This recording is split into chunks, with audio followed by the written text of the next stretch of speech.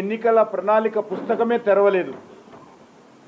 మీ ఎన్నికల ప్రణాళికలో ఇచ్చినటువంటి హామీలకు సంబంధించినటువంటి కార్యాచరణ ఇంతవరకు ప్రకటించలేదు. ఎప్పటి లోపల నిరుద్యోగ భృతి ఇస్తారు, ఎప్పటి లోపల మహిళలకు ఆర్థిక సాయం అందిస్తారు, ఎప్పటి లోపల రైతు భరోసా పూర్తి చేస్తారు, ఎప్పటి లోపల కౌలు రైతులను రైతు కూలీలను ఆదుకుంటారు, ఎప్పటి లోపల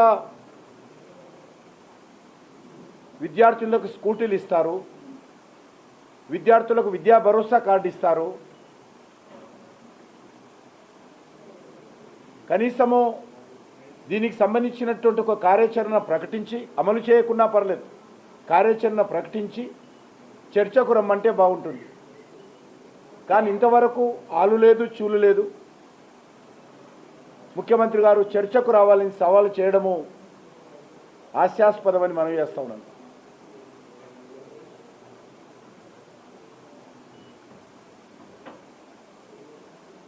మహిళలు, విద్యార్థులు, నిరుద్యోగులు, ఉపాధ్యాయులు, ఉద్యోగస్తులు, రైతులు, ఉద్యమకారులు, ఆటో డ్రైవర్లు, షెడ్యూల్ క్యాస్ట్ సామాజిక వర్గము, షెడ్యూల్ ట్రైబ్ సామాజిక వర్గము, ఓబీసీ సామాజిక వర్గము, వీళ్ళ కుల వృత్తులు, సబ్బండ వర్గాలు, ఏ వర్గమైనా సంతోషంగా ఉన్నారా ఈ రాష్ట్రంలో? ముఖ్యమంత్రి గారు చెప్పాలి. ఏ వర్గానికైనా ఏమైనా గత 14 నెలలుగా మీ ప్రభుత్వం అధికారంలోకి వచ్చిన తర్వాత మీ వర్గబెట్టిందేందో చెప్పాలి. దేనికోసం మీతో చర్చకు రావాలో ముఖ్యమంత్రి గారు చెప్పాలి.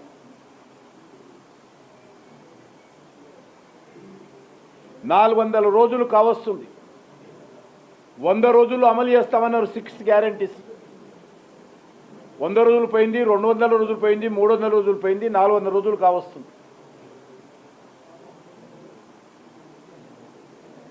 ఏ ఒక్క గ్యారంటీ కూడా పూర్తి స్థాయిలో అమలు జరగలేదు. ఈరోజు కాంగ్రెస్ పార్టీ ప్రభుత్వము ముఖ్యమంత్రి ప్రకటనల ద్వారా అరచేతిలో వైకుంఠం చూపించి ఈరోజు ఇదే మా పరిపాలన అనే విధంగా ఈరోజు ప్రజలను మభ్యపెట్టేటువంటి ప్రయత్నం చేస్తూ ఉన్నారు.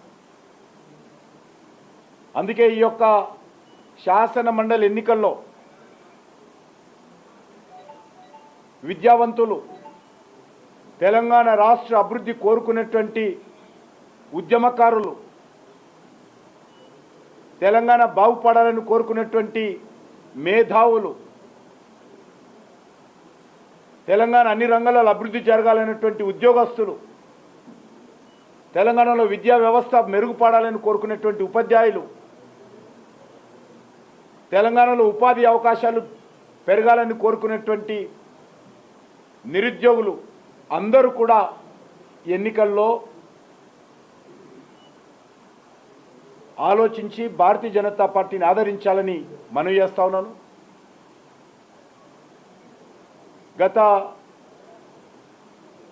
కొన్ని రోజులుగా శాసన మండలి యొక్క ప్రాధాన్యత తగ్గించేటువంటి ప్రయత్నం గతంలో బీఆర్ఎస్ ప్రభుత్వం కానీ కేసీఆర్ గారు వీరు వచ్చిన తర్వాత కూడా శాసన మండలి యొక్క ప్రాధాన్యత తగ్గింది.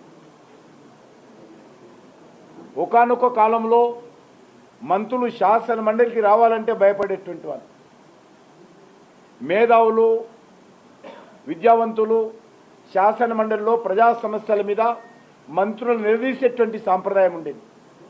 ఉపాధ్యాయుల నుంచి గెలిచినటువంటి ఉపాధ్యాయ నియోజకవర్గ శాసన మండలి సభ్యులు ఉపాధ్యాయుల సమస్యలే కాకుండా ప్రజా సమస్యలు కూడా లేవనెత్తి మంత్రులకు చెమటలు పట్టించేటువంటి వాళ్ళు. కానీ ఈరోజు